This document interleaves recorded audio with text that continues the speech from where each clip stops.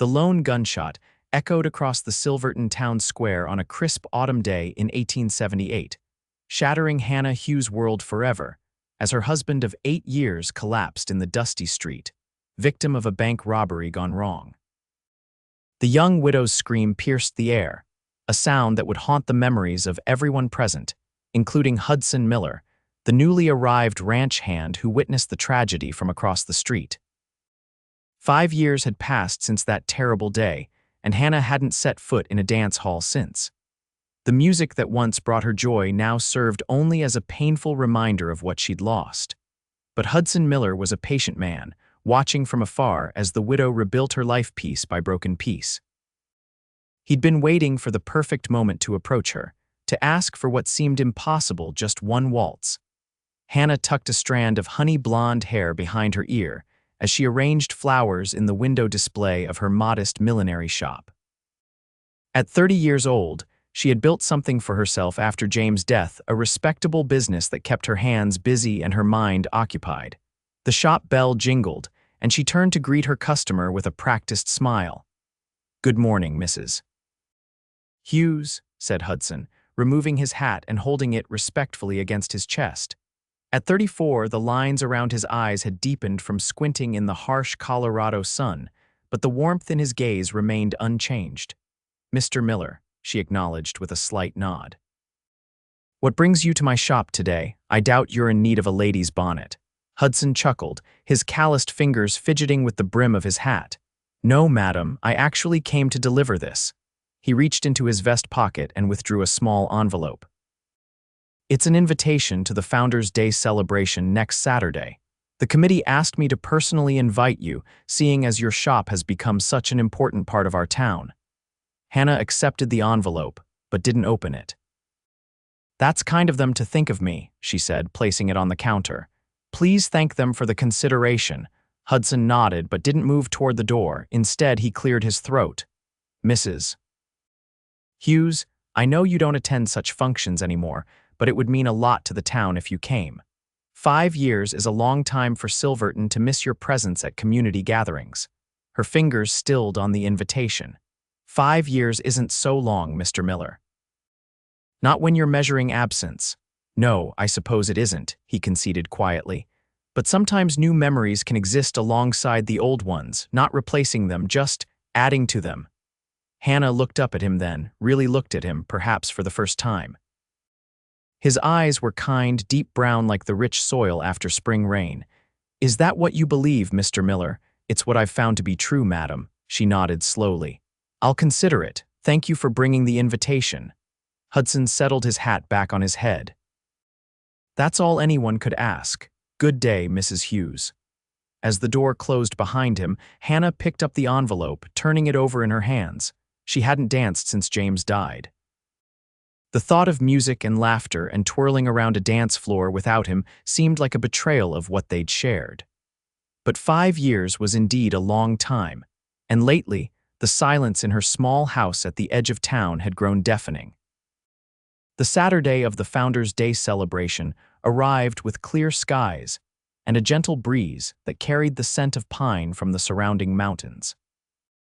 Hannah stood before her mirror, smoothing the fabric of a dress she hadn't worn in years, a deep blue that James had always said matched the color of her eyes.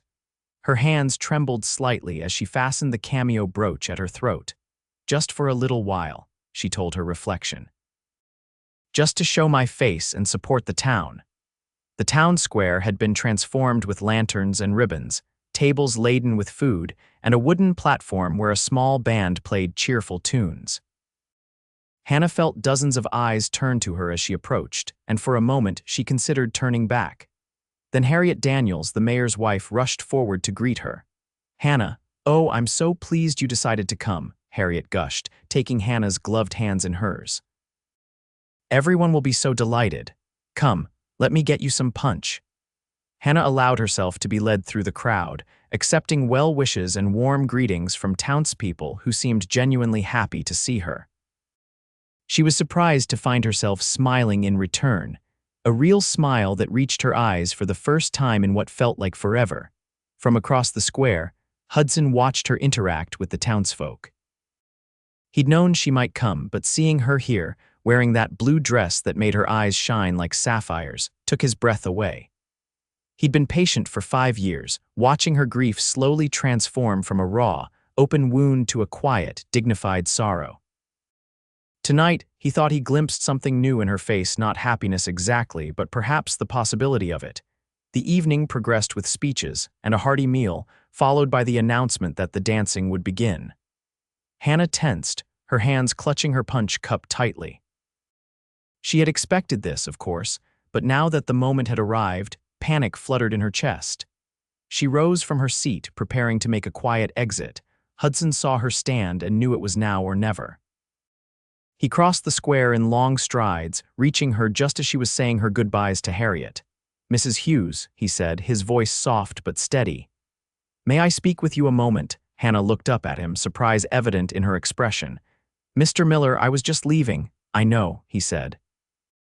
"And I understand why. But before you go, I wanted to ask you something I've been wanting to ask for 5 years now." Her brow furrowed. 5 years, Mr. Miller, we've barely spoken in all that time." "That's true," he admitted, "but I've been waiting all the same." The band struck up a waltz, the familiar 1-2-3 rhythm filling the evening air. Hudson extended his hand, palm up, an invitation as clear as day. "Mrs. Hughes, Hannah, would you do me the honor of sharing this waltz with me?" Hannah stared at his outstretched hand, then at his face. The sincerity in his expression took her aback. "I don't dance anymore, Mr. Miller." "I know," he said simply. "I was there that day, Hannah. I saw what happened to James. I know why you stopped dancing." Her eyes widened. "You were there." Hudson nodded solemnly. "I had just arrived in town. I was across the street when it happened. I helped carry him to the doctor's, though there wasn't anything to be done by then." Hannah hadn't known this. In the chaos and grief of that terrible day, she hadn't noticed the stranger who helped bear her husband's body. "Why didn't you ever tell me this before?" "It wasn't my place," he said. "Your grief was your own, and I had no right to intrude upon it. But I've watched you rebuild your life with such grace and strength, Hannah, and if you're not ready to dance again, I understand. But if you are, I'd be honored to be the one to lead you back onto the floor." The waltz continued around them, couples swirling in time to the music. Hannah looked at Hudson's hand, still extended toward her, then up at the stars that twinkled above the town square. She thought of James, of how he'd loved to dance with her, how he'd always said life was too short not to celebrate it while you could. Slowly, hesitantly, she placed her hand in Hudson's. "Just one waltz," she whispered, her voice barely audible above the music. Hudson's smile was gentle as he led her to the edge of the dancing area. "Just one," he agreed, placing his hand respectfully at her waist. Their first steps were awkward, Hannah stiff and uncertain in his arms. But Hudson was patient, guiding her with sure movements until the rhythm began to come back to her. By the middle of the song, they were moving in harmony, Hannah's blue dress swirling around her ankles as they turned. "You dance beautifully," Hudson murmured. "James taught me," she replied, and was surprised to find that saying his name didn't bring the usual stab of pain. Instead, there was a bittersweet warmth, like remembering a favorite childhood song. He must have been a good teacher. Hannah nodded, looking up at Hudson's face. "He was. He always said dancing was like life. You have to trust your partner and be willing to follow the music wherever it leads." "Wise words," Hudson said. "I wish I could have known him." "He would have liked you," Hannah said, and realized with some surprise that she meant it. James had been a good judge of character, and there was something solid and trustworthy about Hudson Miller that her late husband would have appreciated. As the waltz came to an end, Hudson led her off the floor, but didn't immediately release her hand. "Thank you for the dance, Mrs. Hughes." Hannah looked down at their joined hands, his large and tanned from outdoor work, hers pale and slender. "Thank you for waiting, Mr. Miller," she said softly, then gently withdrew her hand. "Good night." She left the celebration then, her heart lighter than it had been in years, though conflicting emotions swirled within her. The walk home gave her time to think, to sort through the feelings that one simple waltz had awakened. By the time she reached her small house, she had made a decision. The next day, Hannah closed her shop early and made the walk to the Miller Ranch just outside of town.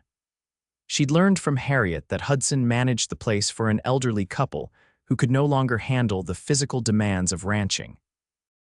It was a modest spread, nothing like the grand cattle operations further east, but it was well maintained, a testament to Hudson's diligence. She found him mending a fence in the near pasture, his shirt sleeves rolled up to reveal forearms corded with muscle. He looked up in surprise as she approached, shielding his eyes against the afternoon sun. "Mrs. Hughes," he said, setting down his tools and wiping his hands on his trousers. "This is unexpected." "Yes, I suppose it is," she agreed, suddenly uncertain of her purpose. "I wanted to thank you again for last night, for the dance." Hudson's expression softened. "It was my pleasure, truly." Hannah twisted her hands together, searching for the right words. "Mr. Miller, may I ask why you waited so long to ask me to dance, I mean?" He considered the question carefully before answering. "Because grief isn't something that should be rushed, Mrs. Hughes, and because some things are worth waiting for." His simple honesty touched her. "Would you like to come to dinner tomorrow evening?" she asked impulsively. As a proper thank you, the smile that spread across Hudson's face was like sunrise breaking over the mountains. "I'd be honored, Mrs. Hughes." "Hannah," she corrected him. "I think after everything you should call me Hannah." "Hannah," he repeated, as if testing the feel of her name on his tongue. "Then you must call me Hudson." She nodded, a small smile playing at her lips. "Until tomorrow then, Hudson." That dinner was the first of many. Through the rest of the summer and into the autumn of 1883, Hannah and Hudson grew closer, their friendship deepening with each passing week. He told her about his life before Silverton, growing up on a farm in Missouri, losing his parents to influenza when he was 20, drifting west in search of something he couldn't quite name.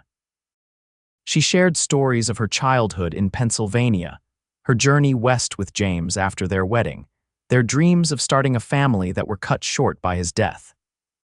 By the first snowfall, Hudson was calling at her house almost daily, bringing firewood, making repairs around the property, sometimes just sitting with her by the fire in comfortable silence. The town noticed. Of course, Silverton was too small for any developing relationship to go unremarked, but the general sentiment was approval. Hannah Hughes had been alone long enough.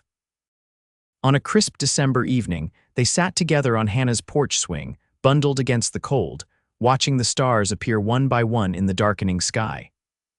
"I never thought I'd feel this way again," Hannah admitted softly, her breath forming small clouds in the frosty air. "After James died, I was certain that part of my life was over." Hudson's arm tightened around her shoulders. "And now," she turned to look at him, at the face that had become so dear to her. "Now I think perhaps there's room in a heart for more than one love, different but no less real." "Is that what this is, Hannah?" he asked, his voice hushed with hope. "Love?" Hannah reached up to touch his cheek, rough with stubble. "Yes," she whispered. "I believe it is." Hudson caught her hand and pressed a kiss to her palm. "I've loved you since that first waltz," he confessed. "Though I think, in some way, I started falling the day I carried James to the doctor. Seeing your grief, your devotion to him, I knew then what kind of woman you were." Tears pricked at Hannah's eyes, but they weren't tears of sorrow. "Will you dance with me now, Hudson, here under the stars?" Without a word, he stood and pulled her gently to her feet. There was no music except the whisper of the wind through the pines and the distant howl of a coyote, but it was enough. They swayed together on the porch, Hudson humming softly, the same waltz they had danced to months before. As winter deepened, so did their bond. Hudson proposed on New Year's Eve, getting down on one knee in the snow outside the church after the watch night service. Hannah, radiant in the glow of the lanterns, said yes without hesitation, her heart full to bursting with a joy she had thought forever lost to her. They were married in April of 1884, when the mountain meadows were dotted with wildflowers. The entire town turned out for the celebration, genuinely happy to see the widow Hughes find love again with the steady, kind-hearted rancher who had waited so patiently for her heart to heal. At their wedding reception, held in the town square where they had shared their first dance, Hudson led Hannah onto the floor for a waltz. This time, she moved confidently in his arms, her smile bright and uninhibited. "No more waiting," she murmured as they turned beneath the paper lanterns. "No more waiting," he agreed, pressing a kiss to her forehead. Though I'd have waited 20 years more if that's what you needed. Hannah leaned her head against his chest, feeling the strong beat of his heart. Thank you for giving me time to find my way back to living. Thank you for teaching me the value of patience, he countered with a smile. Life as Mrs. Miller was different from what Hannah had known before, but no less fulfilling. She kept her millinery shop, dividing her time between town and the ranch that became increasingly prosperous under Hudson's capable management. They expanded the operation, adding more cattle and horses, hiring hands to help with the growing workload. In the spring of 1885, Hannah discovered she was expecting their first child. The news brought both joy and a touch of fear at 32. She was older than most first-time mothers, and the memory of her previous disappointments with James lingered. But Hudson's unwavering support and the skilled attention of Silverton's doctors saw her safely through a difficult pregnancy. Their daughter, Elizabeth James Miller, was born on a snowy November night, healthy and strong despite arriving a few weeks early. As Hannah cradled her newborn, Hudson sitting beside them with wonder written across his features, she felt a sense of completeness that had been absent even in her happiest moments before. "She's perfect," Hudson whispered, gently touching the downy hair on his daughter's head. "Just like her mother," Hannah smiled tiredly. "I think she has your chin." "Poor child," he joked, earning a weak laugh from his exhausted wife. As Elizabeth grew, so did the Miller family's prosperity and happiness. 2 years later, they welcomed a son, William Hudson Miller, a boisterous child who idolized his father from the moment he could toddle after him around the ranch. The Miller Ranch became known throughout the county for its fine horses and the warm hospitality of its owners. Hannah never forgot James's portrait hung in their home, and she told the children stories about their mother's first husband who had loved music and dancing and had died a hero, trying to stop bad men from taking what wasn't theirs. Hudson encouraged these memories, understanding that his wife's past was part of what made her the woman he loved. On their 5th wedding anniversary in 1889, Hudson surprised Hannah with a trip to Denver, leaving the children in the capable hands of their housekeeper, Mrs. Finch. The city was a whirlwind of activity compared to Silverton, with its grand buildings and bustling streets. They attended the theater, shopped in fine stores, and dined in elegant restaurants.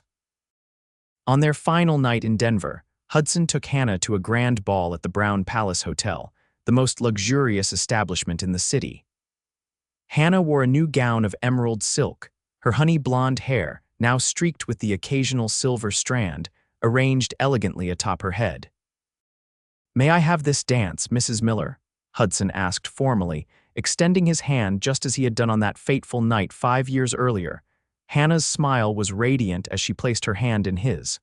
"Always, Mr. Miller." They waltzed across the polished floor, moving with the easy grace of a couple long accustomed to following each other's lead. As they danced, Hannah reflected on the journey that had brought them to this moment, from grief to healing, from cautious friendship to deep and abiding love. "What are you thinking about?" Hudson asked, noticing her thoughtful expression. "About waiting," she replied. "About how sometimes the things we think we'll never be ready for again are exactly what we need." Hudson pulled her a fraction closer, still mindful of propriety even after 5 years of marriage. Like dancing, she agreed, "and like loving." Later that night, in the privacy of their hotel room, Hannah sat at the vanity, removing the pins from her hair. Hudson came to stand behind her, their eyes meeting in the mirror. "Do you ever regret it?" he asked quietly. "Saying yes to that waltz, to everything that came after?" Hannah turned to face him, taking his hands in hers. "Never," she said firmly. "Grief is a long, dark tunnel, Hudson. You were the light at the end of it, even when I couldn't see it yet. You showed me that life goes on, that joy can return, that love can bloom again in a heart I thought was finished with such things." Hudson knelt before her, much as he had when he proposed. "I thank God every day for bringing me to Silverton, for letting me find you. Even though you had to wait 5 years to dance with me," she teased gently. "I would have waited forever," he said simply, "but I'm grateful I didn't have to." Hannah leaned forward to kiss him, her heart full of the love that had gradually, persistently replaced the emptiness left by James' death. Not erasing it, never that, but building something new and beautiful alongside it, like wildflowers growing in the shelter of a mountain's shadow. In the years that followed, there would be challenges, drought seasons that threatened the ranch, Elizabeth's bout with scarlet fever that kept the family on their knees in prayer for days, William's rebellious teenage years that tested Hudson's patience and Hannah's wisdom. But through it all, they faced life as they had learned to face the dance floor together, in step, trusting each other to lead and follow as needed. On the 20th anniversary of James' death, Hannah visited his grave alone, placing wildflowers on the simple marker. "Thank you," she whispered to the mountain breeze, "for the love we shared, for the lessons you taught me, and for somehow sending Hudson my way when I was ready." That evening, she and Hudson attended the Founders' Day celebration in the town square, now a much grander affair than it had been in earlier years. As the band played the familiar waltz, Hudson extended his hand. "Mrs. Miller, may I have this dance?" Hannah's smile was luminous as she took his hand. "I've been waiting all evening for you to ask." As they moved across the dance floor, now surrounded by their grown children and the many friends they'd made over their 15 years together, Hannah felt a sense of fullness that transcended mere happiness. This was the rich, textured joy that comes from having known both profound loss and enduring love, from understanding that life's dance continues even when we think the music has stopped forever. "What are you smiling about?" Hudson asked, his hair now silver at the temples but his eyes still warm and bright. "About a patient cowboy who waited 5 years to ask for one waltz," she replied, "and how that one dance changed everything." Hudson's arms tightened around her. "Best wait I ever endured." "Best dance I ever accepted," Hannah countered, resting her head against his shoulder as they continued to waltz under the stars, their movements as natural as breathing, as necessary as love itself. And as the music played on, Hannah Hughes Miller knew with absolute certainty that some dances were worth waiting for, that some partnerships were destined from the start, and that sometimes the most beautiful steps we take in life are the ones that lead us back to joy after we thought it lost forever.